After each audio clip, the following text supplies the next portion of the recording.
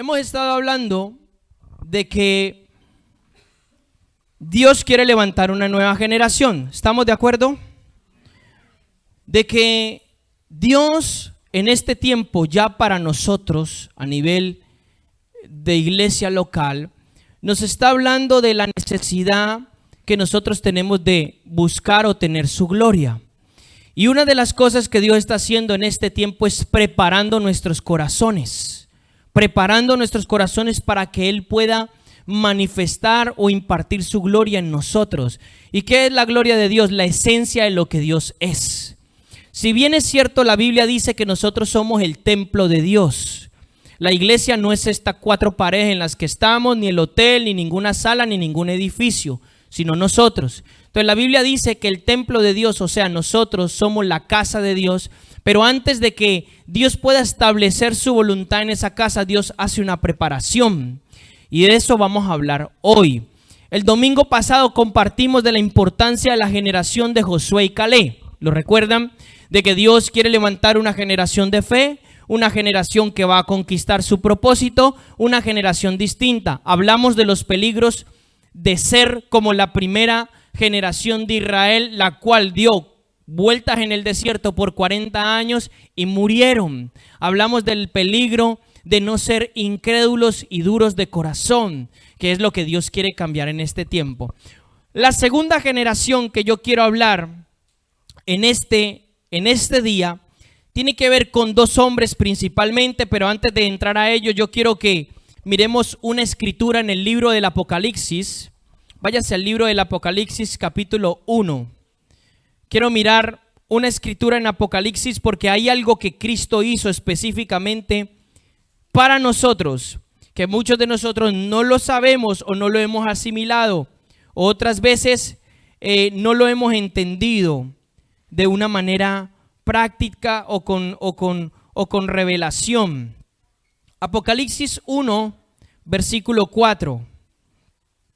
Dice: Juan, a las 7 iglesias que están en Asia, gracia sea con vosotros y paz, que es y que era y del que ha de venir, y del que tiene los 7 espíritus de Dios que están delante de su trono. Dice, ya hemos hablado de los 7 espíritus de Dios. Yo no sé quién ha estado aquí, eso está grabado. Ok, dice, y de Jesucristo el testigo fiel, el primogénito de los muertos, príncipe de los reyes de la tierra, al que nos amó y nos ha lavado de nuestros pecados con su sangre. Verso 6, y aquí va el énfasis que yo quiero mostrarle. Y nos ha hecho reyes y sacerdotes para Dios su Padre. A Él sea la gloria, el imperio, para siempre, jamás. Amén. Váyase al capítulo 5. Estaremos en el 1, ahora el capítulo 5. Verso 1, dice, y vi en la mano derecha del que estaba sentado sobre el trono un libro escrito por dentro y por fuera, sellado con 7 sellos. Y vi un fuerte ángel predicando en alta voz, ¿quién es digno de abrir el libro y de desatar sus sellos? Pregunta. Y ninguno podía, ni el cielo, ni en la tierra, ni debajo de la tierra, abrir el libro, ni mirarlo. Y yo lloraba mucho. Este es el relato de Juan. Esto es una visión espiritual que Dios le da a Juan. Y dice, yo lloraba mucho porque no había sido hallado ninguno digno de abrir el libro, ni de leerlo, ni de mirarlo. Y uno de los ancianos me dice, no llores. He aquí el león de la tribu de Judá, la raíz de David, que ha vencido para abrir el libro y desatar sus 7 sellos. El león de la tribu de Judá es Jesucristo, de la tribu de Judá, de la raíz de David. Y miré y he aquí en medio del trono, fíjese lo que él ve. Miré y he aquí en medio del trono uno de los cuatro animales en medio de los ancianos o seres vivientes. Estaba un cordero como inmolado que tenía 7 cuernos y 7 ojos. Fíjese, un cordero como inmolado con 7 cuernos y 7 ojos, que son los 7 espíritus de Dios enviados en toda la tierra. Y él vino y tomó el libro de la mano derecha de aquel que estaba sentado en el trono. Y cuando hubo tomado el libro, los 4 seres vivientes y los 24 ancianos se postraron delante del Cordero, teniendo cada uno un arpa, copas de oro llenas de perfumes, que son las oraciones de los santos. Verso 9. Y cantaban un nuevo cántico diciendo: digno eres de tomar el libro y de abrir sus sellos, porque tú fuiste inmolado y nos has redimido para Dios con tu sangre, de todo linaje, de toda lengua y de todo pueblo y nación. Y nos has hecho para nuestro Dios reyes y sacerdotes, y reinaremos sobre la tierra. Verso 11. Y miré y oí una voz de muchos ángeles alrededor del trono y de los seres vivientes y de los ancianos, y la multitud de ellos era millones y millones, que decían en alta voz: el Cordero que fue inmolado es digno de tomar el poder, las riquezas, la sabiduría, la fortaleza, la honra, la gloria y la alabanza. Dos cosas que yo quiero remarcar en esta escritura. Cuando Juan está viendo esto, él está viendo la imagen real de lo que Cristo ha hecho, de quién es verdaderamente Jesucristo, de que Jesucristo no es aquel endeble que fue colgado en un madero. Eso ya pasó. Está viendo es la gloria de que Cristo es el Todopoderoso, el Dios que está sentado a la diestra del Padre y rigiendo las naciones. Y una de las cosas que dice esta escritura es que Él a nosotros nos ha hecho reyes y sacerdotes. Otra versión de la escritura dice: a Él nos ha hecho un reino y sacerdotes para Dios. O sea, hay un llamado que Dios nos da a la iglesia y a sus hijos, y es el ser reyes y sacerdotes conforme a Cristo. Yo ahora voy a explicar qué significa el ser reyes y sacerdotes. Hay una función real. ¿Qué hace un rey? Gobierna. Y hay una función sacerdotal. ¿Qué hace un sacerdote? Presenta al pueblo ante Dios, ministra al Señor al pueblo. Y hay esas dos funciones, son las que yo quiero hablar en esta mañana. Y para ver estas dos funciones en dos hombres que fueron, o en una generación, mejor llamado de esta manera, que fueron prototipo de Cristo, nos vamos a ir al libro de Esdras. Libro de Esdras, capítulo 5.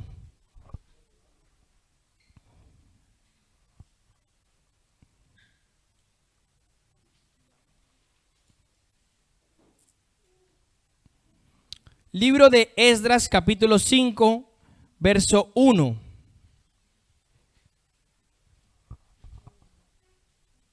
Antes de empezar a leer este pasaje, yo lo quiero poner en contexto, qué es lo que está pasando aquí. A Israel le pasó una tragedia. Cuando Israel hizo el templo para Dios en el tiempo de Salomón, el hijo de David, Israel hizo un templo hermoso, glorioso. Dice la palabra que el templo tenía tantos adornos que era espectacular. Eran las cosas, eran como enchapadas en oro, en marfil, en madera, pero de cedro. O sea, una cosa finísima, una cosa extraordinaria. Ese fue el templo que hizo Salomón para Dios. ¿Ok? David instruyó a su hijo Salomón para que lo hiciera. Tenían la aprobación de Dios. Dios había llenado ese templo con su gloria. Pero Israel, desde el tiempo de Salomón en adelante, empezó a apartarse de Dios. Ok, la primera cosa que hace Israel es empieza a adorar a dioses extraños. Entonces Dios se enfada con Israel y lo primero que hace es destruir el templo. Lo destruye totalmente. Y Dios permite que todo el pueblo de Israel, por apartarse de Dios, por apartarse a adorar dioses ajenos, venga el imperio de Babilonia con este hombre llamado Nabucodonosor en la comandancia del imperio, y toman cautivo a Israel. Destruyen Jerusalén, Israel se había dividido en dos reinos, en el norte Samaria y en el sur Judá o Jerusalén, y el norte lo destruyen los asirios y el sur lo destruyen los babilonios. Y ellos cogen matan a mucha gente, a muchos israelitas mueren, destruyen la ciudad, lo que quedaba del templo, todo, se roban todos los tesoros que tenían ellos y dejan la ciudad hecha cenizas. Ok, 70 años iban a pasar desde que Israel estaba cautivo. Dios permite que esta generación, por causa de apartarse de Dios, entraran en la esclavitud. Y ellos quedan esclavos 70 años. 70 años dura el cautiverio. Muchos de los profetas les exhortaron y le dijeron a los israelitas que si ellos no se arrepentían, eso iba a suceder. Efectivamente, ellos no creyeron, no se arrepintieron y sucedió. 70 años ellos duraron con Jerusalén devastada y todos los israelitas, los que no murieron, quedaron como esclavos en Babilonia. ¿Ok? Quedaron como esclavos. O sea, todo se redujo a nada. El pueblo quedó reducido a nada. No quedó nada. No había vida espiritual. Se acabaron el sacerdocio. Se acabó todo en ese momento. Luego, cuando el imperio de Babilonia cae, ¿ok? Dios le habla a un profeta llamado Daniel y le dice que Babilonia va a caer. Y efectivamente el imperio de Babilonia cae y se levanta el imperio de los persas, ¿ok? O de los medos persas. Cuando se levanta este imperio de la mano de Ciro, un rey persa, se cumplen los 70 años en que Israel iba a estar en el cautiverio y entonces Ciro, por mano del Señor, le da la oportunidad a que los judíos volviesen a Jerusalén y empezaran a reconstruir su ciudad. Aquí nos situamos en el libro de Esdras, ¿ok? Dice así, verso 1, la reconstrucción se reanuda. Dice, cuando los profetas Ageo y Zacarías, hijo de Ido, profetizaron a los judíos que estaban en Judá y en Jerusalén, en el nombre de Dios de Israel, que estaba sobre ellos. Zorobabel, hijo de Salatiel, y Josué, hijo de Josadá, se levantaron entonces y comenzaron a reedificar la casa de Dios en Jerusalén. Y los profetas de Dios estaban con ellos ayudándoles. Escuche, una cosa empieza a suceder aquí.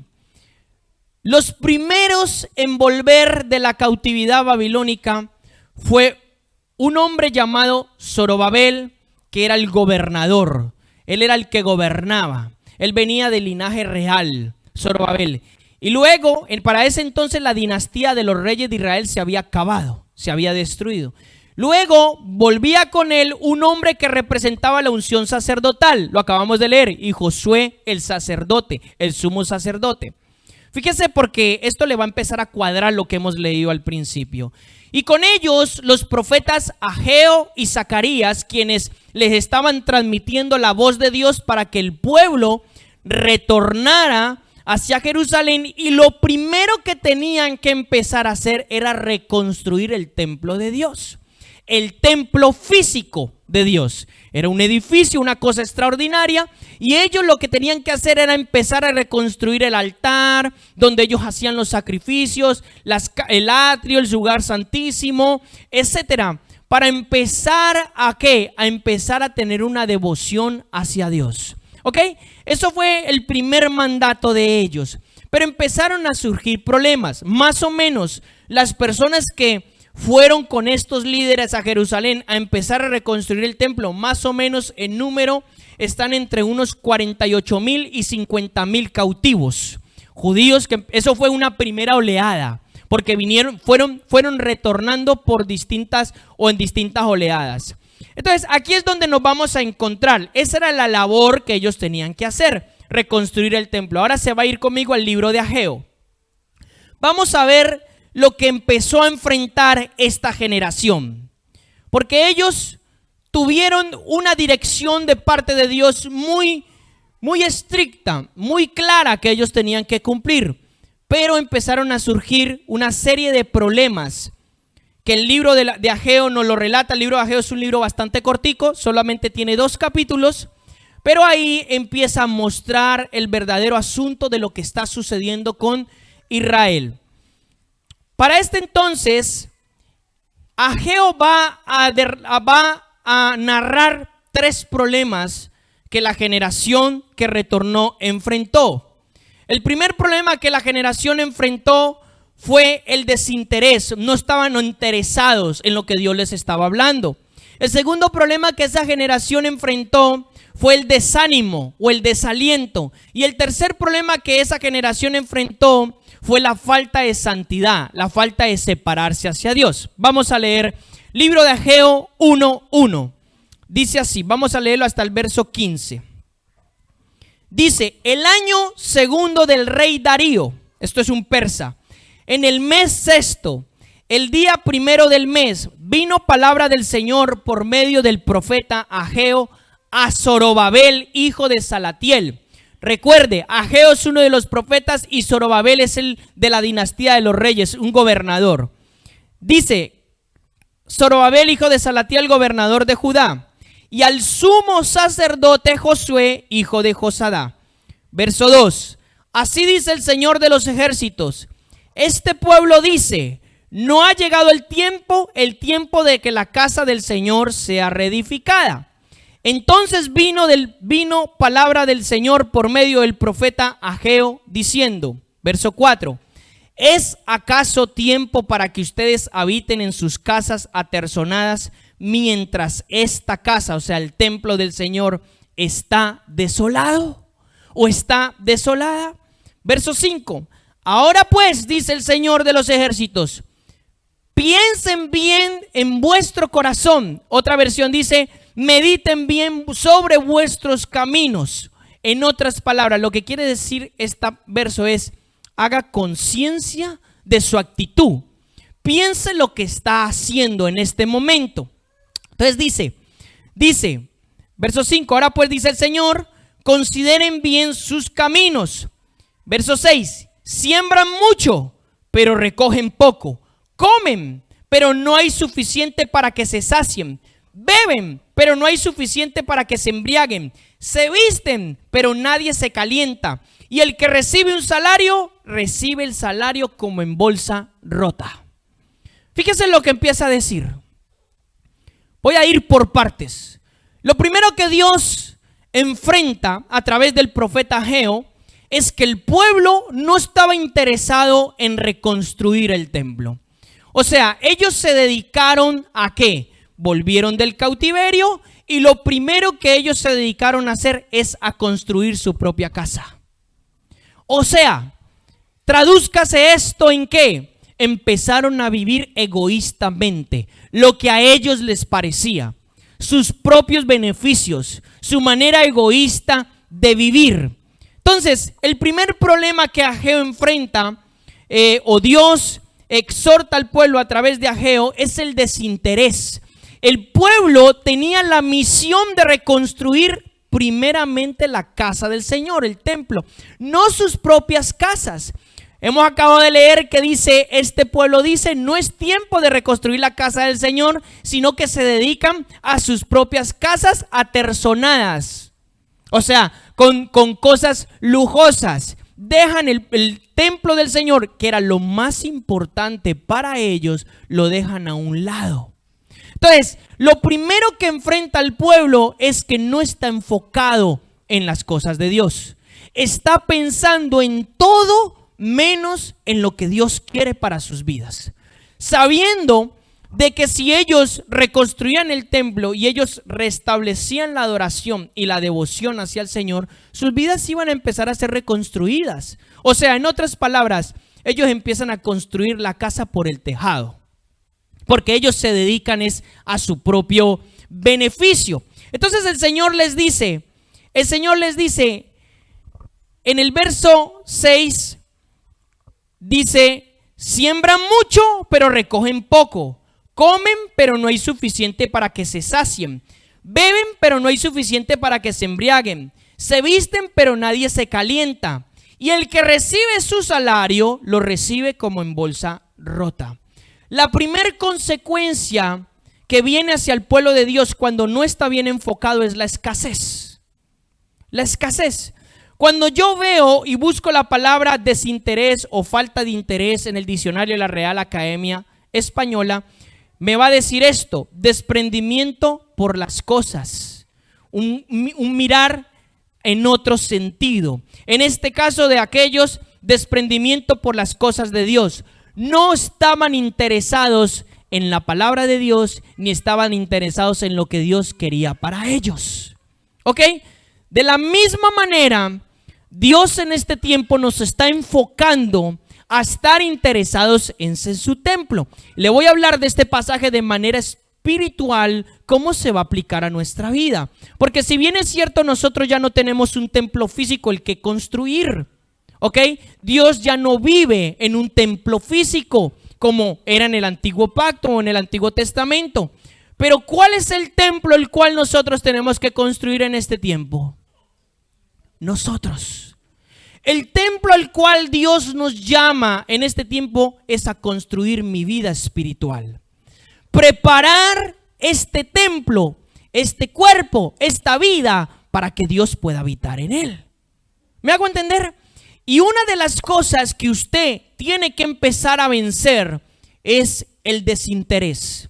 Y el desinterés viene porque espíritus del infierno vienen a usted a quererlo desviar de lo que, ¿cuál es el propósito de Dios para nuestras vidas? Le ponen carnadas que lo desenfocan, le ponen cosas para que usted no mire lo que Dios quiere hacer en su vida, sino que usted mire otras cosas quizás más apetecible a los deseos de la carne o a los deseos de los ojos. Hay gente que Dios está queriendo construir su templo en ellos, pero el mundo o Satanás con el mundo está intentando seducirlos. Les está diciendo, no, esto es mejor, esto es más bonito, la rumba, esto, lo otro. Y Dios nos está llamando a reenfocarnos. ¿Por qué? ¿Cuál es el resultado de no estar enfocado en las cosas de Dios? Lo empezamos a leer: escasez. Entonces Dios, fíjese que no es el diablo quien lo provoca, es el mismo Dios. Vamos a continuar leyendo. Me quedé en el verso 6, en el 7. Ahora dice: así dice el Señor de los ejércitos, consideren bien sus caminos. La segunda palabra que le dice, piense bien lo que están haciendo. Suban al monte, traigan madera, reedifiquen el templo para que me agrade de él y yo sea glorificado, dice el Señor. Esperan mucho, pero hay poco, y lo que traen a la casa yo lo aviento. ¿Por qué? Mire lo que dice: sus expectativas son grandes, pero tienen poco, y lo que ustedes traen a sus propias casas, el Señor dice, yo lo disipo, yo lo destruyo. Aquí dice, yo lo aviento. Ahora dice, ¿por qué? Declara el Señor de los ejércitos, por causa de que mi casa está desolada, mientras cada uno de ustedes corre a su propia casa. O sea, el pueblo empezó a enfrentar problemas, necesidades y consecuencias por no estar enfocado en lo que Dios quería que se enfocaran. De la misma manera, cuando mi vida espiritual no está empezando a ser centrada en Dios, no está empezando a dejar que Dios pueda edificar el templo en mi vida, como templo individual y como templo comunitario del Señor, usted empieza a enfrentar problemas, empieza a enfrentar enfermedad, empieza a enfrentar crisis, empieza a enfrentar escasez, empieza a enfrentar un sinnúmero de cosas que usted piensa que por qué le está sucediendo. Aquí está la respuesta de por qué nos puede estar sucediendo.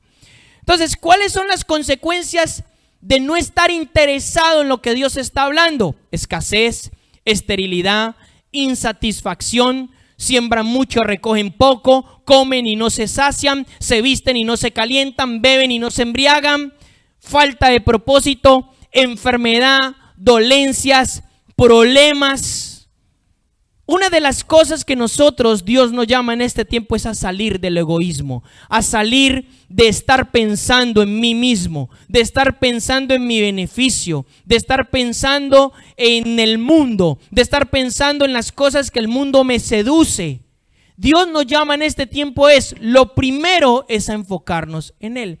Si cada uno de ustedes, de los que están aquí, quieren prosperar, quieren avanzar, quieren salir adelante en la vida, lo primero que tienen que hacer es empezar a edificar una vida espiritual. De lo contrario, si se dedican a buscar esa prosperidad desde su propio estado, su propio querer, su propia voluntad, lo que van a traer es problemas. Y van a terminar arrasados, van a terminar destruidos. Porque es la voluntad de Dios. Si hay algo que Dios está hablando para nosotros en este tiempo, es que construyamos el templo. Que hagamos una casa, tanto individual como comunitariamente, para que el Señor establezca su gloria.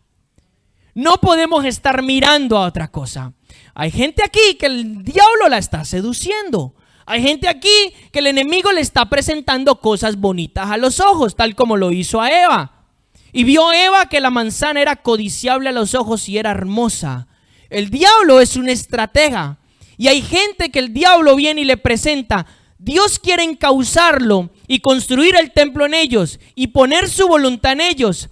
Pero ellos se están dejando seducir por cosas que no traen bendición, sino que cosas que traen muerte, que son bonitas a los ojos, que son agradables, que son codiciables, pero traen muerte. Traen muerte.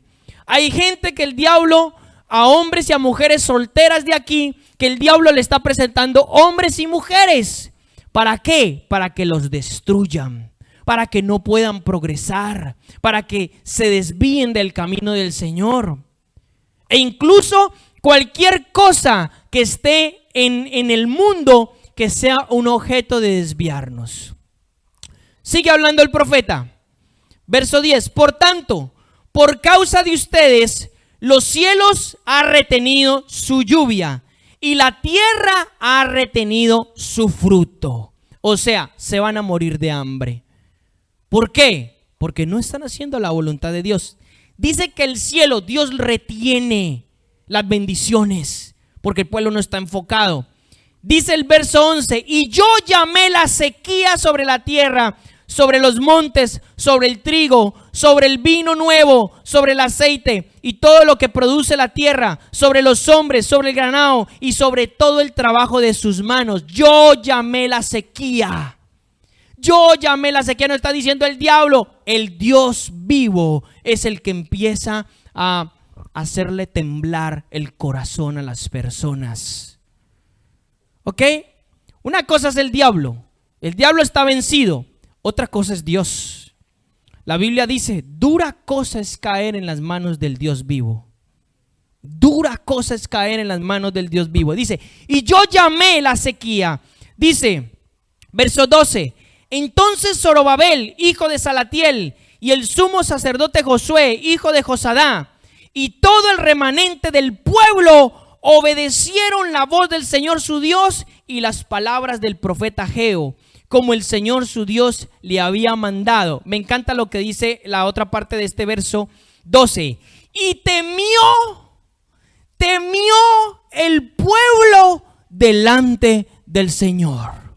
Y temió, se llenaron de reverencia, se llenaron de temor de Dios, como quien dice, reaccionaron. Es como cuando alguien coge a una persona y le mete un sacudón y le dice, reacciona.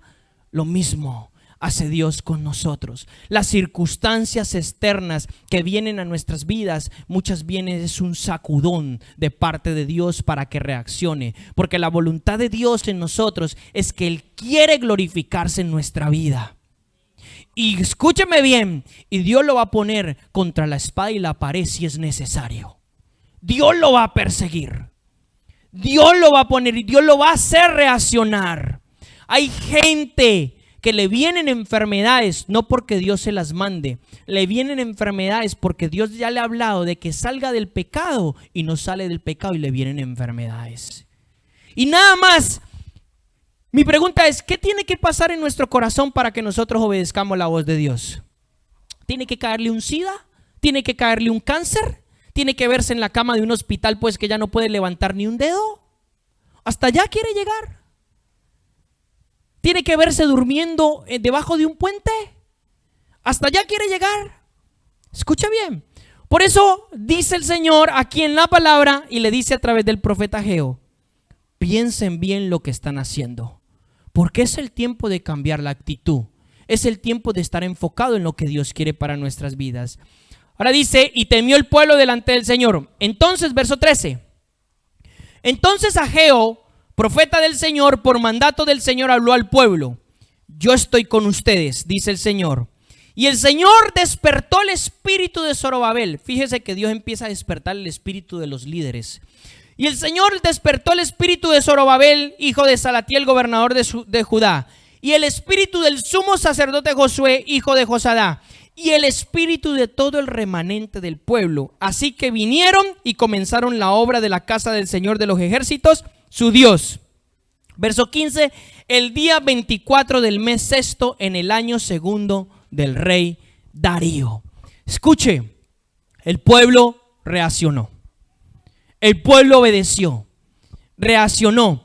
Dios los exhortó. Dios les dijo: si ustedes no obedecen la voz de Dios, si ustedes no empiezan a reconstruir el templo, si ustedes no se enfocan en el Señor, sus vidas terminarán mal. Sus vidas terminarán mal. Porque ¿qué dice la palabra? Dios tiene ¿qué? Buenos pensamientos para nosotros. Pero hay gente que quiere enfocarse a estrellarse contra las paredes. Hay gente que se quiere ir a revolcar con los cerdos. Y escúcheme bien, no es la voluntad de Dios. No es la voluntad de Dios de que usted termine mal. El mundo, este sistema corrupto, no tiene nada bueno que ofrecernos. Todo lo que el mundo ofrece es resultado de muerte. Muerte, no tiene otra cosa. Usted se la puede gozar 2 horitas, pero está muerto. Va a terminar mal. Cuando Dios lo que está queriendo hacer es poner su voluntad en nosotros. La primera exhortación es esa. Y uno de los versos que más me llama la atención aquí es el verso, devuélvase un poquito, donde dice: subí al monte. Verso 8, a ver. Dice: por tanto, suban al monte, traigan madera, reedifiquen el templo para que yo me agrade de él y yo sea glorificado, declara el Señor. A mí me encanta lo que dice esto, porque yo empecé a meditar un poco sobre esto. Cuando la Biblia habla de subir al monte, en la Biblia los montes altos eran lugares de adoración. En este caso en algunos casos de falsos dioses con los cuales Israel se contaminó. ¿Ok? Entonces, cuando dice, Dios habla en la palabra también del monte de Sión. Cuando habla del monte de Sión, que es el monte del Señor, habla de una región espiritual, la cual nosotros tenemos que entrar a ella. Cuando aquí la palabra en sentido espiritual para nosotros dice: subí al monte y trae madera y reedificad el templo, lo que está diciendo es: enfóquese en la vida espiritual.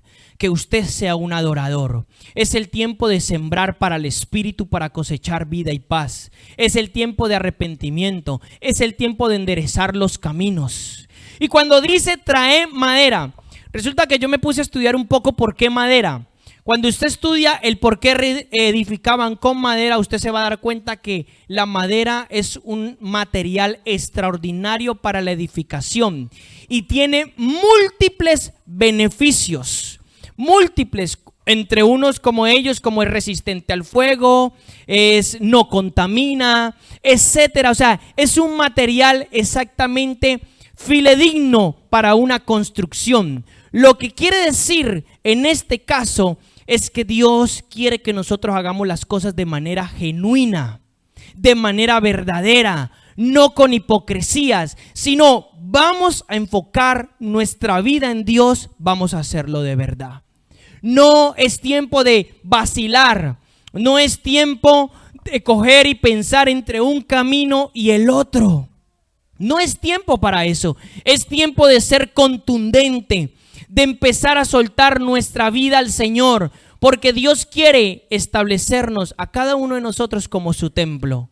Dios quiere establecernos a cada uno de nosotros como su casa y a nosotros a nivel congregacional, local, como su templo. ¿Para qué? Para establecer su gloria y establecer su voluntad en nosotros.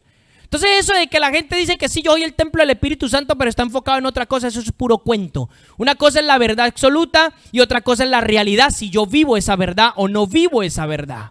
¿Me hago entender? Entonces, lo primero que nosotros tenemos que empezar a romper en este tiempo es el desinterés. Tengo que cambiar mi enfoque. Tengo que pensar bien en lo que yo estoy haciendo. Cada uno de los que estamos aquí conoce su propio corazón, conoce su propio camino, sabe lo que Dios le está pidiendo, sabe lo que está haciendo en su diario vivir.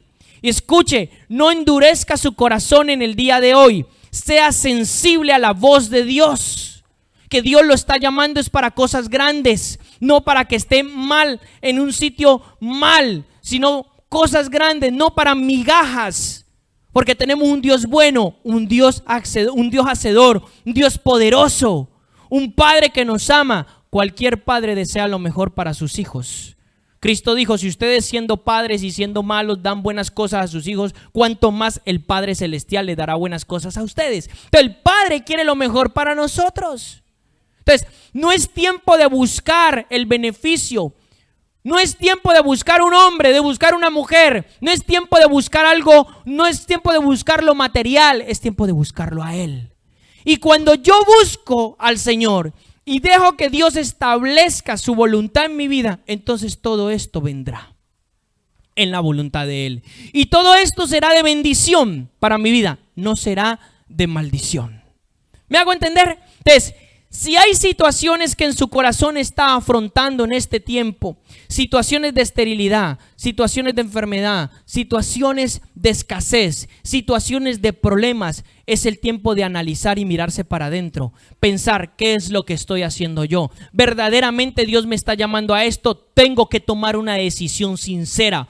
O me meto para el Señor o entonces que me lleve la corriente. Y no sabemos dónde va a parar, pero le aseguro yo que no va a parar bien, no va a terminar bien, se lo aseguro. ¿Dónde? No lo sabemos, pero mal seguro. ¿Me hago entender? Entonces, la primera cosa que tenemos que vencer es eso, tenemos que cambiar nuestro enfoque. Dios exhortó a través del profeta Ageo a esta generación, les explicó, les dijo, ustedes tienen un mandato de Dios. Dios nos llama en este tiempo como iglesia a construir este templo. Porque el Señor nos ha hablado ya de una manera personal a nosotros. Porque el Señor nos ha hablado de que quiere establecer su gloria, de que quiere mostrar su gloria y necesita gente dispuesta para esto.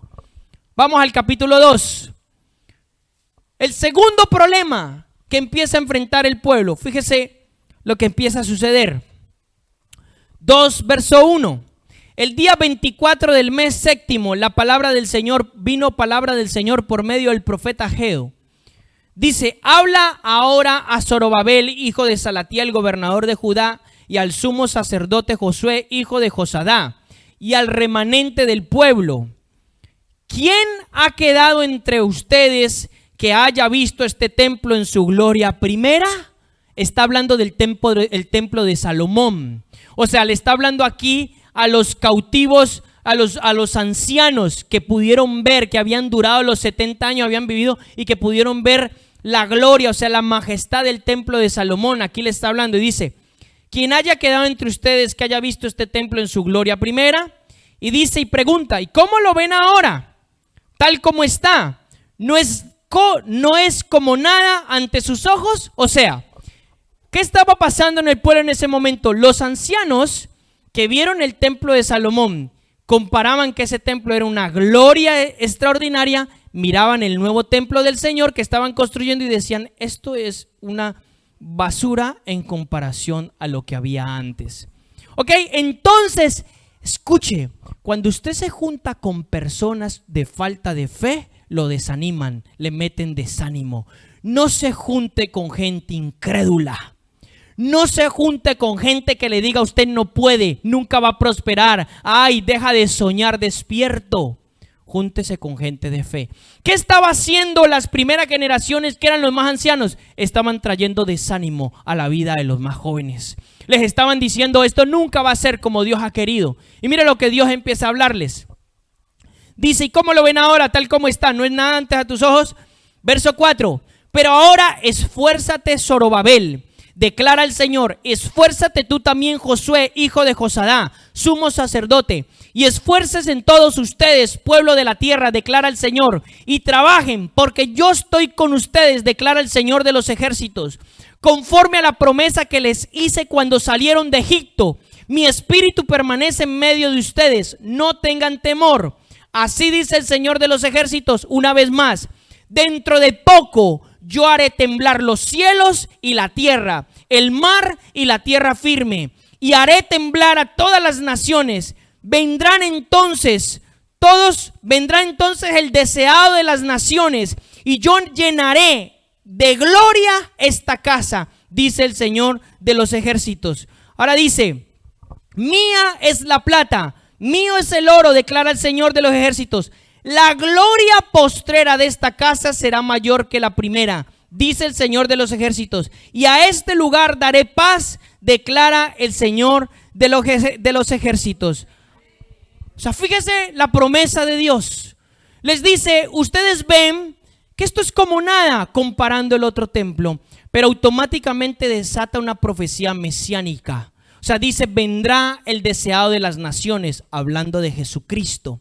O sea, hay una cosa que Cristo vino a hacer, y restaurar el templo del Señor a nosotros, a hacer que la iglesia sea el verdadero templo. Y Dios da una promesa, la gloria postrera. O sea, si el templo de Salomón tenía gloria, era hermoso, Dios se manifestaba en él. Si el templo, ¿cuánto más la gloria postrera que es en la que estamos? ¿Cuánto más el templo que no es hecho de manos de hombres, sino es hecho de todos los santos de Dios en la tierra? ¿Cuánto más va a albergar la gloria? Porque alberga al unigénito, al Hijo de Dios, al Rey de Reyes, Señor de Señores, en cada uno de los santos, a nivel individual, a nivel comunitario.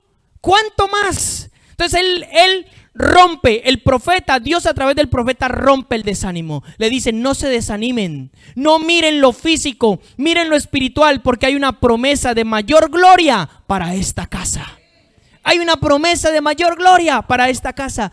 No se deje desanimar. ¿Usted sabía que el desánimo es un espíritu de las tinieblas? ¿Qué es desánimo? ¿Qué es desánimo? Cuando usted ve que es desánimo, en el diccionario de la Real Academia Española le va a salir decaimiento del ánimo, desfallecimiento de las fuerzas. ¿Le ha venido desánimo? Yo sé que le ha venido desánimo. Si no, Dios no le estuviera hablando esto. Yo sé que el enemigo viene con astucia a traerle desánimo. Ay, otra vez ese domingo. Ay, otra vez lo mismo. Y empieza a traerle desánimo, y usted no se puede ni parar de la cama. Usted está ahí, le pesa hasta en las pestañas de los ojos, le pesa todo. Y escuche, es un espíritu de las tinieblas. ¿Sabe qué es lo que quiere? Quiere pararlo, porque él sabe, el demonio, el espíritu de las tinieblas, él sabe que Dios quiere establecer su voluntad en nuestras vidas. Él lo sabe, y él sabe que eso va a traer a nuestra vida prosperidad, y por ende, si yo soy prosperado en Dios, otros serán prosperados también por mi mano. Dios a través de mí prosperará a otros. Entonces él es astuto de quererlo frenar, de quererlo parar, de ponerle excusas, de ponerle problemas, desánimo. No podemos dejar que el desánimo nos gobierne. Cuando estamos hablando de eso, estamos hablando de enemigos. Esto fue lo que el pueblo enfrentó. Y Dios les dio la promesa. Dios les dijo, es hora de que edifiquen, trabajen, porque la gloria postrera será mayor que la primera. Y luego dice el Señor aquí, mío es el oro y mía la plata. Mío es el oro y mía la plata. El pueblo estaba enfrentando ¿qué? Situaciones de escasez, pero el Señor les dice, no se preocupen, yo voy a proveer. Yo voy a proveer. Yo no sé cuál es la situación aquí a nivel laboral de las personas. Dios sí lo sabe, por supuesto. Yo no sé cuál es la situación, pero hoy la palabra del Señor para usted es esta.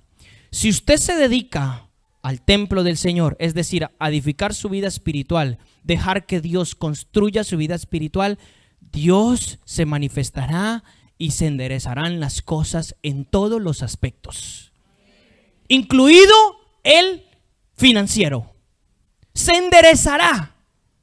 Pero si yo no pongo ese empeño, fíjese, es que la gente cree que es que Dios se lo tiene que hacer todo. O sea, tiene que masticarle el pan que le da y dárselo masticado para que se lo trague.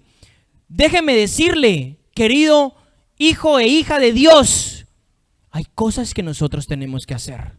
Dios nos demanda hacer cosas. Dios nos demanda levantarnos, a ser diligentes. Y Él promete que su mano está con nosotros. Pero yo tengo que levantarme. Yo tengo que construir lo que Dios quiere que yo construya. Que cambie mi vida, que cambie mi corazón. Que Dios establezca su voluntad en mi vida. No que yo viva mi voluntad como a mí me dé la gana. Vuelvo y le digo, todo lo que usted quiera vivir de sus propios medios, el resultado será muerte. El resultado será muerte. Por eso Cristo dijo, todo el que quiera ganar su vida en este mundo, la perderá. Pero el que pierda su vida en este mundo por causa mía, la hallará. O en otro verso dice, la salvará. No hay otro. Usted tiene que entenderlo así de franco y de claro. Tiene dos caminos. O escoge al Señor o escoge la muerte. Escoge al Señor o escoge la muerte. No hay otro camino, no hay punto intermedio, ni con el Señor ni con la muerte. No lo hay, no existe tal cosa. O escoge al Señor o escoge que el diablo se haga el festín de su vida con su alma. En todos los aspectos. ¿Me hago entender? Ese es el camino. No hay otra cosa en nuestras vidas como pueblo del Señor. Luego dice, el tercer punto. Él dice aquí, antes de pasar al tercer punto, en los versos que hemos leído, Él promete, mi espíritu está en medio de vosotros. Todo lo que usted no pueda conseguir de manera humana, el Espíritu de Dios le va a ayudar. Por eso dice la palabra, todo lo puedo en Cristo que me fortalece. Todo. Por eso nosotros estamos siendo diligentes en enseñarle a la gente, en orar por la gente, en liberar a la gente.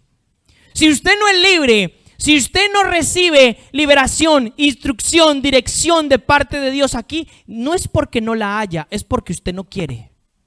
Y eso es otra cosa ya muy personal de cada uno. Es una decisión muy personal. Pero Dios ha puesto todos los medios necesarios para que la gente sea bendecida, para que la gente reencauce su vida, para que la gente alinee, para que la gente cambie. Y eso es lo que yo debo entender. ¿Por qué? Porque el Señor tiene buenos pensamientos. El Señor no tiene malas cosas para nosotros. El tercer problema que el pueblo enfrenta, ya hemos visto, desinterés, mal enfoque. El segundo, el desaliento, el desánimo.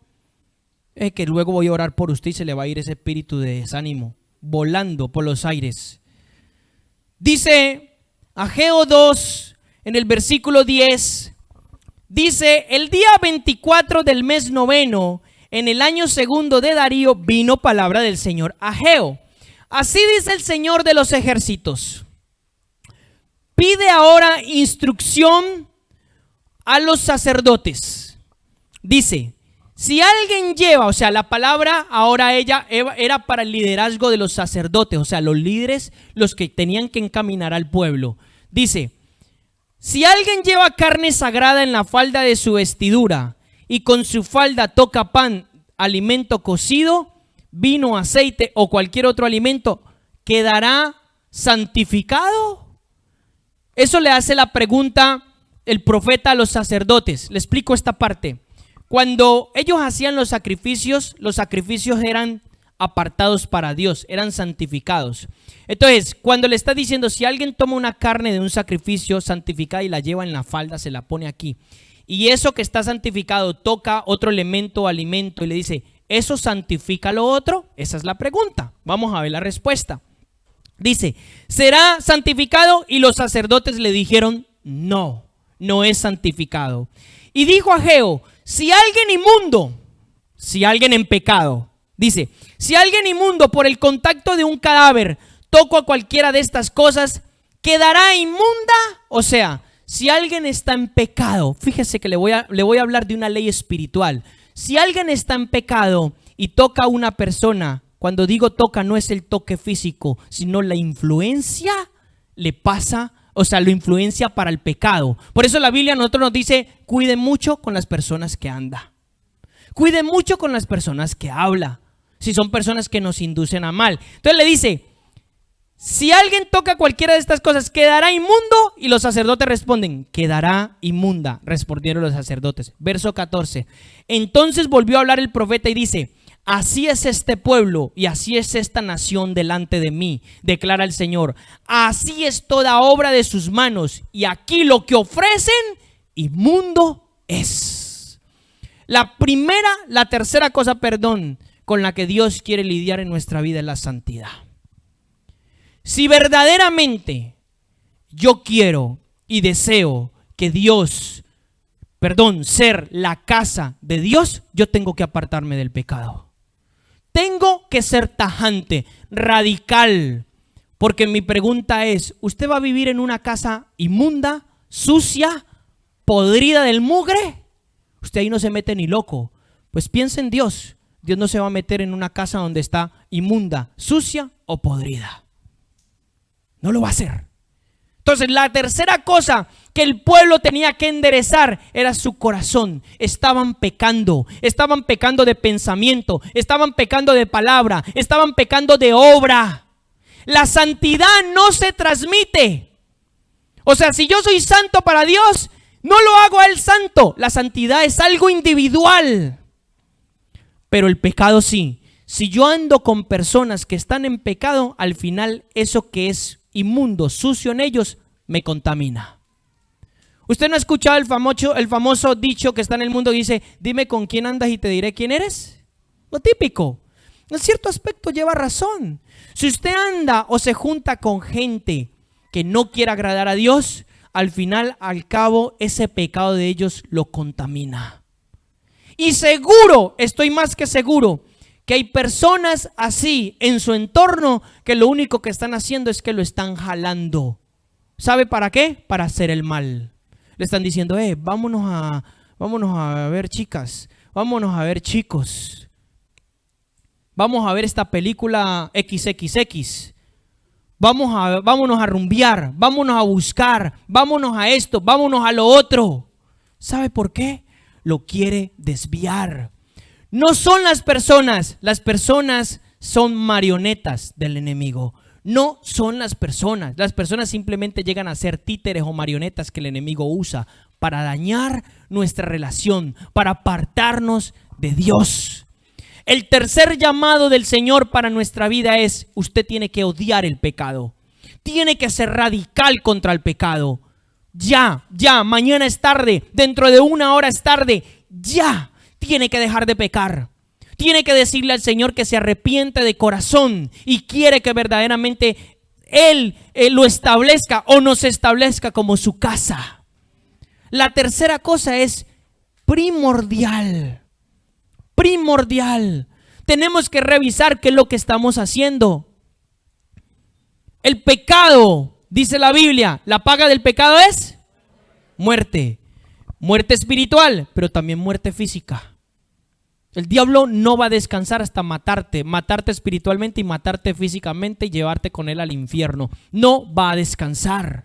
Esto no es un juego, nosotros estamos en medio de una guerra y el enemigo está presionando, está tensando la cuerda. Hay un tira y jala. Hoy se te tienen que abrir los ojos y entender tú estás en medio del fuego cruzado. El diablo quiere acabar con tu familia, con tus hijos, con todo lo que tú eres.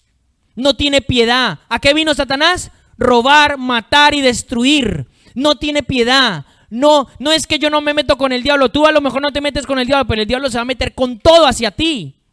con todo, y más si Él está viendo. Escúchame bien, hombre, mujer, joven y jovencita, más si Él está viendo que tú eres un escogido de Dios.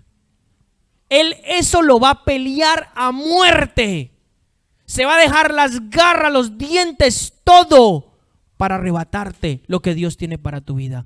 ¿Cuánto más hoy yo debo de ser radical y contundente con lo que Dios me está hablando? ¿Cuánto más? Si el Señor te trajo aquí, escúchame bien, no viniste porque alguien te invitó. Si el Señor te trajo aquí, es porque Dios te va a sanar, te va a liberar y te va a dar un destino. Si el Señor verdaderamente tú lo vas a ver, si has vagado por diferentes años en esterilidad, en problemas, en no prosperidad, etcétera, este es el tiempo donde Dios quiere cambiar eso. Pero ojo, yo tengo que cumplir con lo que Dios me está exigiendo. Yo tengo que obedecer con lo que Dios me está hablando. Escúcheme, el otro día Dios me habló, no llegaron muchas mujeres solteras, no se desesperen por buscar un hombre. Yo les dije, espero que hayan escuchado el audio que yo les mandé al grupo. No se desesperen. Dios puede darle un hombre extraordinario, pero si ustedes se desesperan, se van a encontrar con un Dalilo. O sea, tradúzcase, se van a encontrar con un hombre que el diablo les manda y les va a destruir la vida. Les va a destruir sus emociones, las van a traicionar, les van a hacer de todo. Y después usted está por el suelo llorando y quejándose. ¿Que por qué? Escúcheme bien. Y hombres también, escúcheme bien, porque sé cómo operan las tinieblas. Y una de las cosas que las tinieblas quiere hacer en este tiempo con algunas de ustedes mujeres es jalarlas a través de hombres que no tienen nada que ver con Dios. Que si los ojos bonitos, que si el rostro bonito, déjese de emocionalismos, enfóquese en el Señor. No es el tiempo de mirar aquellas cosas. Mire al Señor y Dios le va a dar un hombre o una mujer que la ame, que la respete, que la ame como Cristo amó a la iglesia, que la valore, que la impulse, que la enseñe, etcétera. Escúchame bien, las amistades, ojo con las amistades. Con las personas que yo hablo, que yo permito que quieren que me hablen. Ojo, cuide sus amistades. Si usted anda con gente incrédula, se le pega la incredulidad. La Biblia dice, por un solo poquitico de levadura, se leuda toda la masa. O sea, cuando el pan es hecho, solo basta un poquito de levadura para leudar toda la masa. Cuando la Biblia habla en el sentido de la levadura, habla del pecado. Pablo lo dijo en el sentido del pecado. Un pedacito, un poquitico de pecado es suficiente para contaminarlo todo. Todo. Yo tengo que ser radical. Si yo veo que a mi amiguita le gustan las películas XXX, apártese. Esa no es su amiguita, lo siento. Dios a usted no lo está llamando a eso. Dios a usted lo está llamando a otra cosa.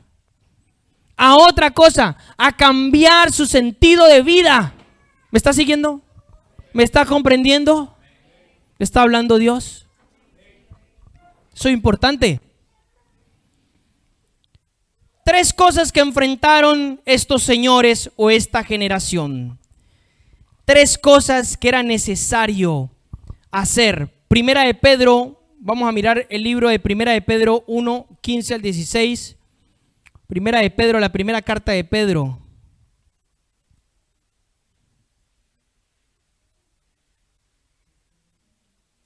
Capítulo 1. Primera de Pedro, capítulo 1, versículo 15. Dice así: sino que así como aquel que nos llamó, ¿es qué? Así también sean ustedes santos en su manera de vivir. Porque escrito está, sean santos porque yo soy santo. Sean santos. ¿Qué significa ser santo? Significa apartado solamente para el uso de Dios. Exclusiva vivencia hacia el Señor. Eso es ser santo. Tengo que apartarme del pecado. Si no, el pecado, escúcheme, el pecado tarde que temprano le pasa factura a la gente. Yo le voy a decir algo para que se le meta el temor de Dios en su vida. Yo he visto gente morir. Dios me ha usado para darle palabras de advertencia a la gente para que salgan del pecado. Dios les ha hablado y los he visto morirse por causa de que no obedecieron la voz de Dios. Los he visto caer en enfermedades. Los he visto desgraciarse la vida. Se lo digo. Es muy serio. Es muy serio. Los he visto. No me lo han contado. Yo los he visto con mis propios ojos. Entonces es muy serio. El diablo no tiene nada bueno que darte. Todo malo. Te va a extirpar por todos los lados, si tú se lo permites. Amén. Entonces, número 1, tengo que dejar el desinterés, tengo que interesarme por las cosas de Dios. Número 2, no se desanime. Número 3, sepárese para el Señor. Solo así podrá calificar para ser templo del Espíritu Santo de Dios. Primera de Corintios capítulo 6. Primera de Corintios capítulo 6. ¿Dónde dice eso de que nosotros somos el templo del Espíritu Santo? Ya lo voy a mostrar. Primera de Corintios capítulo 6, versículo 15 y 16. Dice así: ¿no saben que sus cuerpos físicos, son miembros de Cristo? ¿Tomaré acaso los miembros de Cristo y los haré miembros de una ramera? Esto es de una prostituta. De ningún modo. Verso 16. ¿O no saben que el que se une a una ramera es un cuerpo con ella? Porque él dice, los dos vendrán a ser una sola carne. Pero el que se une al Señor es un espíritu con él. Verso 18. Huyan de la fornicación. Todos los demás pecados que el hombre comete están fuera del cuerpo, pero el fornicario peca contra su propio cuerpo. Verso 19. ¿O no saben que el cuerpo es templo del Espíritu Santo que está en ustedes, el cual tienen de Dios, y que ustedes no se pertenecen a sí mismos? O sea, le pertenece a Él. Fíjese, le pertenece a Él. Por eso le dice, huid de esto, porque esto te va a matar, te va a matar, te va a liquidar. Somos templos del Dios viviente. Es lo que Dios destinó, es lo que Dios aprobó en este tiempo. Entonces, hasta aquí le he hablado de la preparación. Si Dios verdaderamente quiere establecer su gloria, su voluntad en mi vida, yo tengo que prepararme. Tengo que enfocarme. Hay gente aquí desenfocada. Hay gente aquí que está mirando sus propias maneras de vivir. Hay gente aquí que quiere vivir egoístamente. Tiene que dejar eso y empezar a vivir para Cristo. Tiene que enfocarse. Hay gente que se ha desanimado. El Señor reprenda todo espíritu de desánimo. Y hay gente que tiene que hacer decisiones trascendentales en su vida. Hay gente que tiene que tomar decisiones. O está con Dios o está con el diablo. Pero no puede estar con Dios y puede estar con el diablo. O está con Dios o está con el diablo. No hay otra cosa. El diablo te trae muerte y Dios te trae vida y vida abundante. Vida y vida abundante. Ahora, una vez dicho esto, este es el remanente del pueblo. Ahora, ¿quién es Ageo, Zacarías? 4 nombres vemos en esta escritura: Ageo, Zacarías, Zorobabel y Josué. De aquí voy a hablar el tipo de líderes que van a tener una unción real y una unción sacerdotal en este tiempo. Dios está queriendo levantar gente nueva, gente con un corazón de fe, para que Él pueda establecer su voluntad en cada una de estas generaciones. Los primeros 2 nombres de los que voy a hablar es Ageo y Zacarías, los 2 profetas del Señor que Dios utiliza para reconstruir el templo, para declarar la palabra de Dios sobre ellos. Ageo, su nombre significa festivo.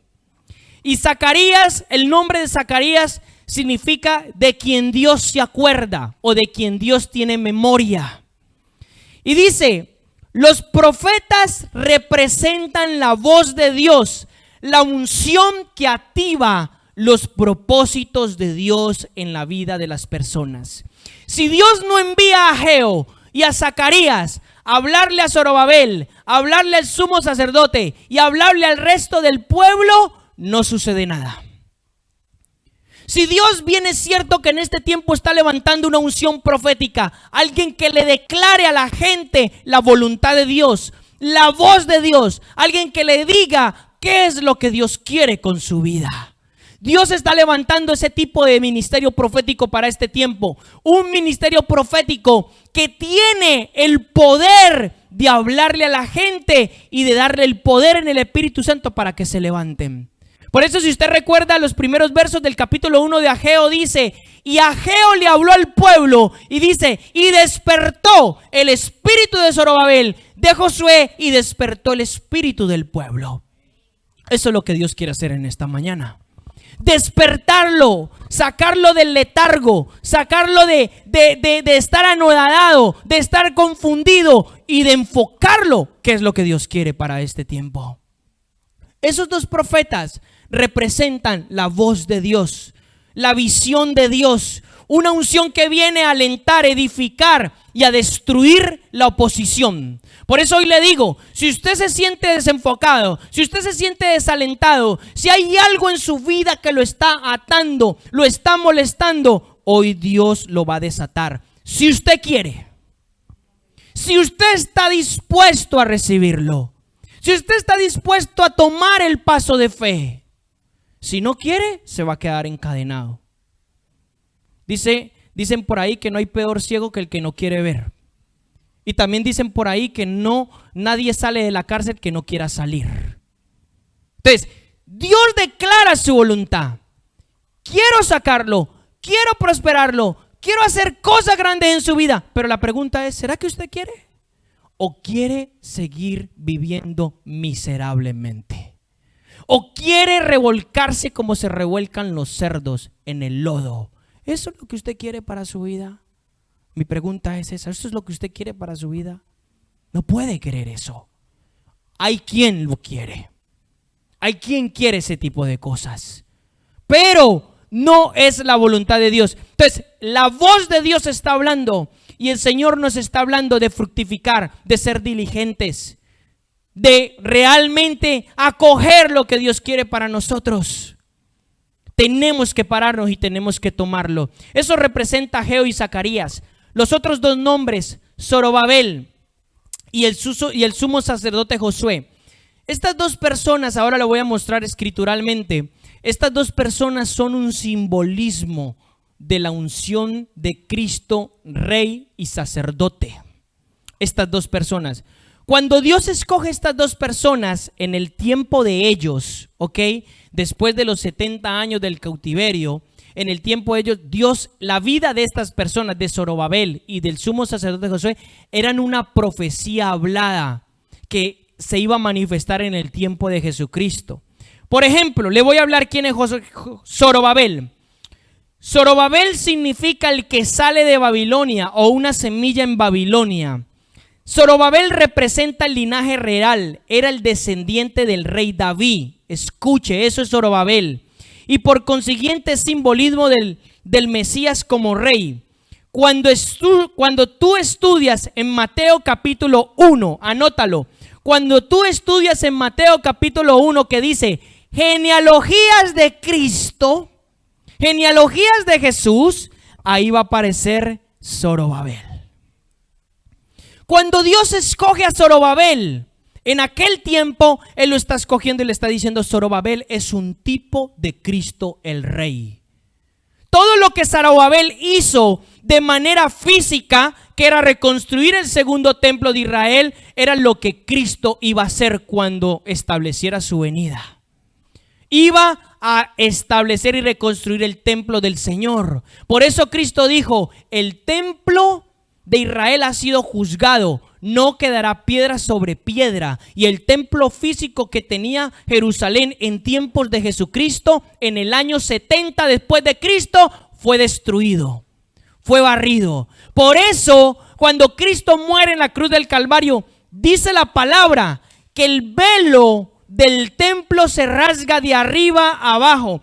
El velo era una cortina que separaba el lugar santísimo donde estaba el arca del pacto del lugar santo. Nadie podía entrar al lugar santísimo. El que entraba se moría.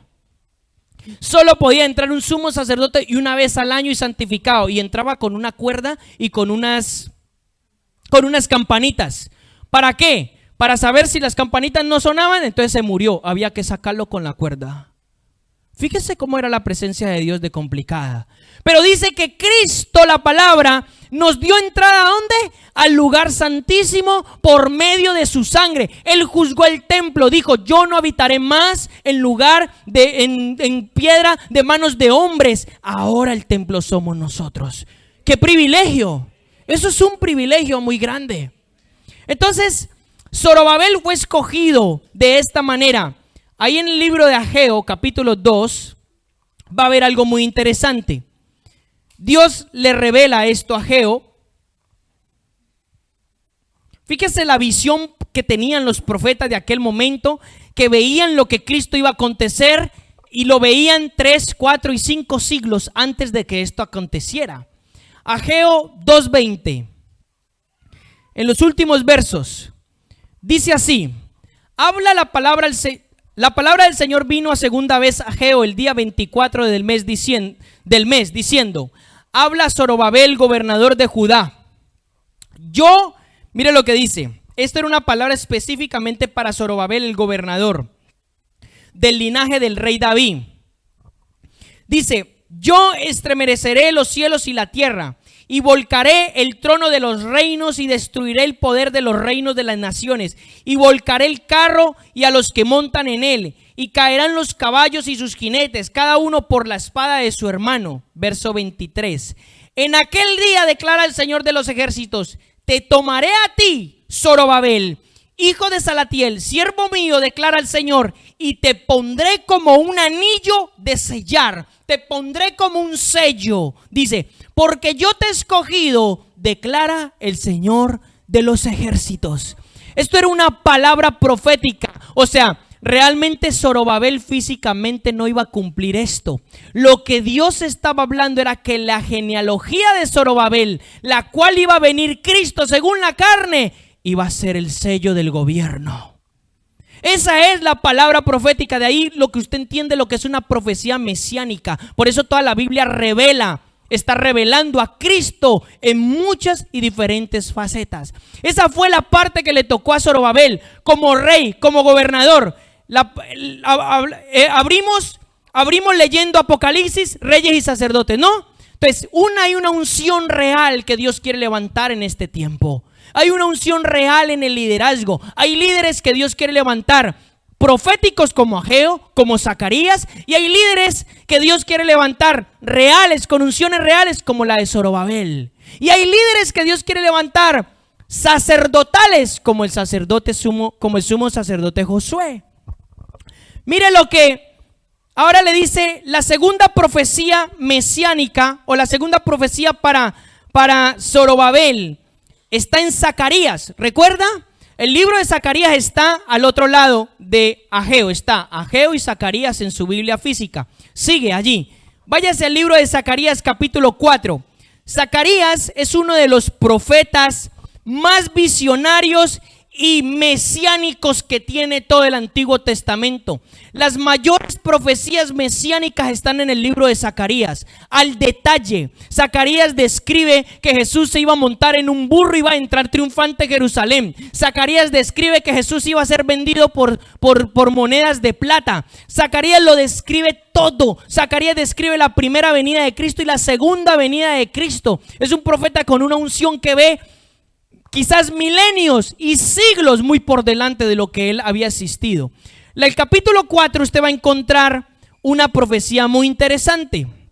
Esto le va a ser familiar a muchos de ustedes porque yo ya he hablado un poco de esto. Dice Zacarías capítulo 4 versículo del 1 al 10, vamos a leerlo. Dice: visión del candelabro y de los 2 olivos. Entonces el ángel que hablaba conmigo volvió y me despertó como un hombre que es despertado de su sueño. Y me preguntó el ángel: ¿qué ves? Y respondí: veo un candelabro todo de oro, con su depósito en la parte superior y sus 7 lámparas encima de él, con sus 7 tubos. para cada una de sus lámparas que tiene encima. Y junto a él hay 2 olivos, uno a la derecha del depósito y el otro a la izquierda del depósito. Hasta aquí voy a hacer un paréntesis. ¿Todos saben qué es el candelabro? La lámpara de 7 brazos. ¿Ok? Todos lo saben. Ya predicamos, enseñé sobre eso una vez. Dice, verso 4, continué y dije al ángel que hablaba conmigo, ¿qué es esto, Señor mío? Y el ángel respondió que hablaba conmigo, me dijo, ¿no sabes qué es esto? Y le dije, no, Señor mío. Entonces, verso 6, continuó él y me dijo, esta es la palabra para Zorobabel, no por poder ni por fuerza, sino por mi espíritu, dice el Señor de los ejércitos. Y aquí viene y dice, ¿quién eres tú, oh gran monte, ante Zorobabel? Mire lo que dice la palabra. Número 1, el tipo de líder con una unción real es el tipo de líder que se va a mover en el poder del Espíritu de Dios séptimo, o sea, en los 7 espíritus de Dios. Espíritu de sabiduría, espíritu de conocimiento, espíritu de inteligencia, espíritu de poder, espíritu del Señor, espíritu de consejo y espíritu de temor del Señor. Por eso dice, ¿qué ves, Zacarías? Veo el candelabro con 2 olivos. Y le dice, esta es la palabra para Zorobabel. Zorobabel no podía con un esfuerzo físico construir el templo. En otras palabras, lo que le estaba diciendo, Zorobabel tenía que depender del Espíritu de Dios. ¿Cuál es nuestra enseñanza en este momento? Para construir una vida espiritual, es decir, el templo de Dios en mi vida, yo necesito el Espíritu. Yo tengo que empezar a soltarme a lo que el Espíritu Santo quiere hacer. ¿Me hago entender? Esa es el tipo de líder que Dios va a levantar. El tipo de líder que Dios quiere levantar en este tiempo con una unción real para edificar el templo de Dios es el tipo de líder que solamente se va a mover en la 7ª manifestación del Espíritu Santo, en los 7 espíritus de Dios. Y sigue diciendo, y ahora le dice, verso 7, ¿quién eres tú, oh gran monte, ante Zorobabel?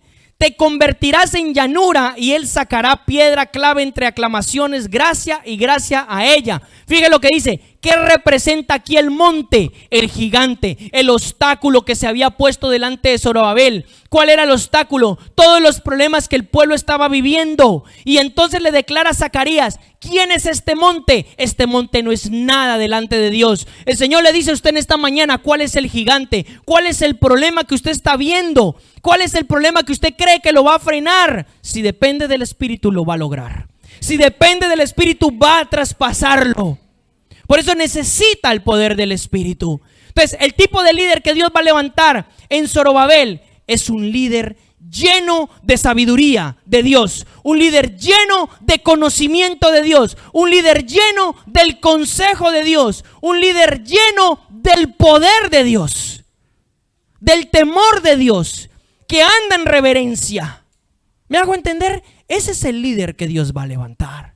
Ese es el líder que va a tener una unción real. ¿Y la unción real para qué es? Para gobernar y edificar el templo.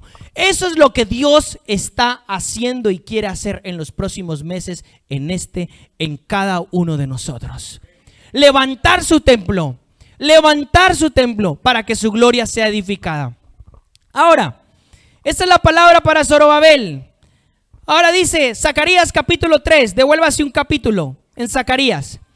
Ahora va a ver cómo Dios le muestra a Zacarías, le muestra el sumo sacerdote Josué. Tranquilo, ya voy a terminar. Zacarías 3, verso 1 dice, entonces me mostró al sumo sacerdote Josué que estaba delante del Señor. ¿Y de quién? Y léalo, por favor. Entonces me mostró al sumo sacerdote Josué que estaba delante del Señor y delante de Satanás, el adversario, el acusador, el maligno. Dice, estaba a su derecha para acusarlo. ¡Oh, tremendo! Mira lo que hace Satanás, acusándolo al sumo sacerdote de Josué. Esto es una visión. Y ahora dice, y el ángel del Señor dijo a Satanás, el Señor te reprenda, Satanás, repréndate el Señor que ha escogido a Jerusalén. ¿No es este un tizón arrebatado del fuego? O sea, el sumo sacerdote había sido escogido para Dios del pecado. Dice, Josué estaba vestido de ropas sucias. Mire lo que dice el sumo sacerdote. Josué estaba vestido de ropas sucias, en pie delante del ángel. Y este habló y dijo a los que estaban delante de él: quiten en las ropas sucias. Y a él le dijo: mira, he quitado de ti tu maldad, tu iniquidad, y te vestiré con ropas de gala. Después dijo que le pongan un turbante limpio en la cabeza, y le pusieron un turbante limpio en la cabeza y le vistieron con ropas de gala, y el ángel del Señor estaba allí. Entonces el ángel del Señor amonestó a Josué diciendo: así dice el Señor de los ejércitos, si andas en mis caminos y guardas mis ordenanzas, también tú gobernarás mi casa. Mire lo que dice: además tendrás a cargo mis atrios y te daré libre acceso entre estos que están aquí. Escucha ahora, Josué, sumo sacerdote, tú y tus compañeros que se sientan ante ti, que son hombres de presagio. Dice aquí, en otra versión dice que son hombres simbólicos. ¿Hay alguien que lo lea allí? ¿Qué dicen simbólicos? Dice,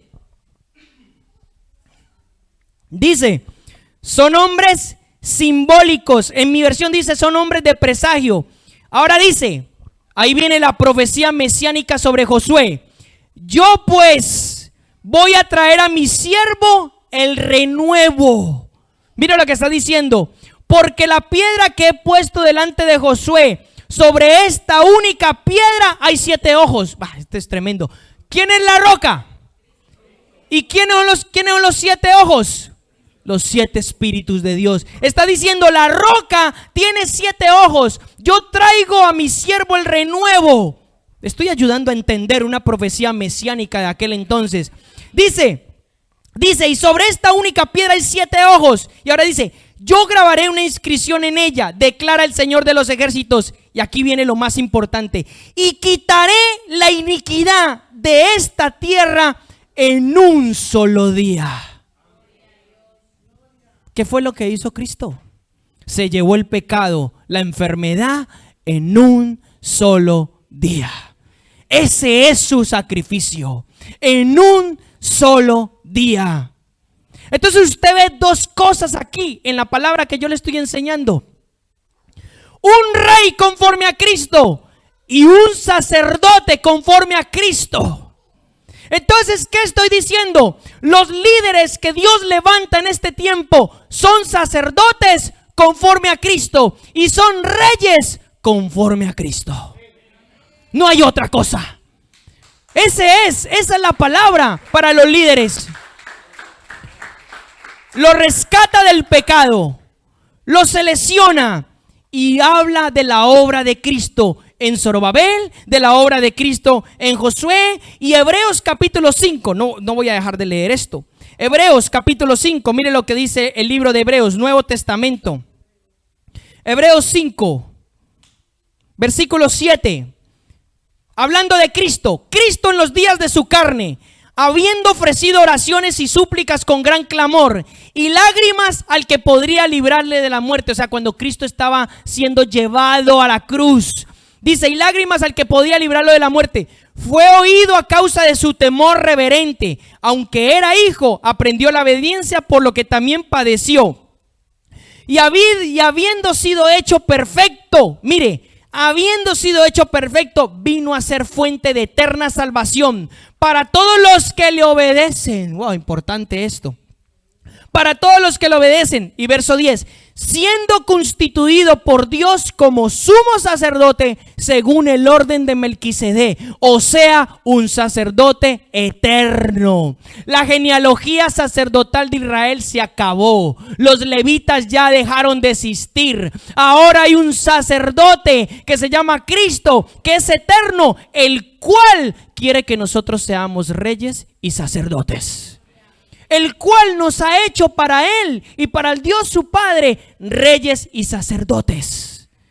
Fíjese lo que dice. Entonces, Josué como Zorobabel son simbólicos, son una profecía viva de lo que Cristo quería hacer. ¿Ok? Y lo interesante es esto. ¿Usted sabe que el nombre de Josué es el mismo nombre de Cristo? Es el nombre en el hebreo Joshua o Yeshua. ¿Y sabe qué es lo que significa el nombre de Josué, transliterado al español? Dios salva. El Dios de la salvación.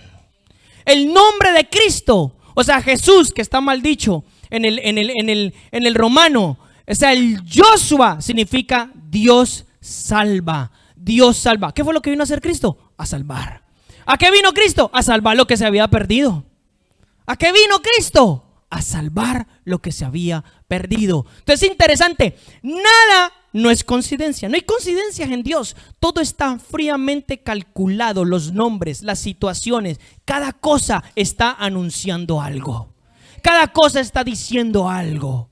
Ok, entonces, para concluir, ¿cuál es el objetivo de la generación de reyes y sacerdotes?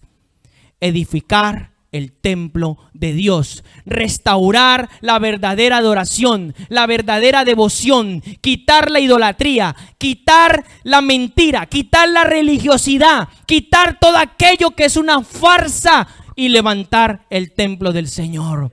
De la misma manera que estos hombres físicos de los que hablamos aquí, Ageo, Zacarías, Zorobabel y Josué, hicieron una tarea en tantos años atrás, le voy a decir algo, Dios está trayendo una unción como la de Zorobabel, una unción como la de Josué en Cristo Jesús, y un pueblo y unos ministerios proféticos que están levantando el pueblo del Señor, para que la iglesia sea el tabernáculo de Dios, sea la casa de Dios, y la iglesia sea luz a las naciones. Ese es el objetivo de esta generación. Si por otro lado hablé de Josué y Caleb, hablé de Moisés y Aarón, lo recuerdan, y dije que estos iban a entrar a la tierra prometida y tenían características muy definidas, eran adoradores, eran gente fructífera. Por este lado Dios está levantando, hay dos cosas de las que Dios me habló, una es la generación Josué y Caleb y otra es la generación Zorobabel y Josué. Y Dios está trabajando con este tipo de gente que va a triunfar, porque es la decisión de Dios, y la gloria, ya lo dijo la escritura, postrera, o sea, ahora será mayor que la que tuvo el templo de Salomón. Será mayor la gloria. ¿Por qué? Porque Cristo, el sumo sacerdote, está edificando en cada uno de nosotros. Así que usted debe de ser consciente de este tipo de cosas, debe de ser consciente que Dios quiere verdaderamente llevarlo a otro nivel, que Dios quiere verdaderamente construir algo en su vida, de que esto no es un paripé, esto no es un juego, esto no es venirle a contarle cositas a la gente para que le guste. No, Dios quiere trabajar en su vida y tiene que tomar una decisión, tiene que dejar cosas, quitar obstáculos y enfocarse en lo que Dios quiere. Solo así Dios le garantiza prosperidad. Si usted toma el otro camino, no vaya a decir que no se le avisó. No vaya a ser tan descarado, descarada de decirle a Dios, no me avisaste, porque el Señor sí le avisó. Si usted escoge el camino de muerte y se ve en muerte, se ve en enfermedad, se ve aquí, allá, no vaya a decir, no se le vaya a quejar a Dios. Porque Dios nos dijo, no tomes ese camino, toma el que yo te quiero dar. ¿Me hago entender? El amor de Dios está servido para nosotros en este tiempo. Y eso es lo que Dios quiere hacer. Amén. Póngase de pie.